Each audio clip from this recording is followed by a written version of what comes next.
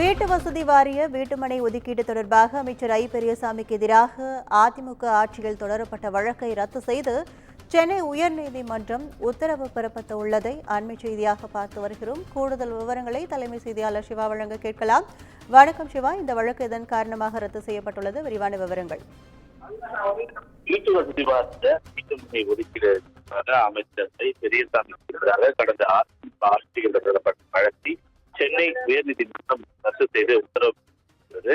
கடந்த 2008ஆம் ஆண்டு திமுக ஆட்சியில் இருந்தது தமிழ்நாடு அரசுடைய விருப்புரிமை ஒதுக்கீட்டின் அப்போது ஐபிஎஸ் அதிகாரியாக இருந்த காங்கிரசுடைய மனைவி சொர்பின் உட்பட சிலருக்கு சிறுபான்மையோரில் 3457 சதுர அடி மற்றும் 4763 சதுர அடி வீட்டு மனைகளை தமிழ்நாடு வீட்டு வாரியம் ஒதுக்கீடு செய்திருந்தது. இந்த ஒதுக்கீட்டில் முறைகேடுகள் நடந்துள்ளதாக கூறி அப்போதைய வீட்டு வசதித்துறை அமைச்சர் ஐ பெரியசாமி, ஜாஃபர் சேட், அவருடைய மனைவி பர்வீன் உட்பட 7 பேர் மீது லஞ்ச ஒழிப்புத்துறை கடந்த 2013ஆம் ஆண்டு அதிமுக ஆட்சியின் போது வழக்கு பதிவு செய்திருந்தனர். அமைச்சர் ஐ பெரியசாமி தவிர மற்றவர் மீதான வழக்கு உச்சநீதிமன்றம் மற்றும் உயர்நீதிமன்றத்தால் ரத்து செய்யப்பட்டது. சென்னை எம்பி எம்எல்ஏக்கள் மீதான வழக்குகளை விசாரிக்கும் சிறப்பு நீதிமன்றத்தில் விசாரணையில் உள்ள தனக்கு எதிரான வழக்கை ரத்து செய்ய அமைச்சர் ஐ பெரியசாமி சென்னை உயர்நீதிமன்றத்தில் ஒரு மனுவை தாக்கல் செய்திருந்தார்.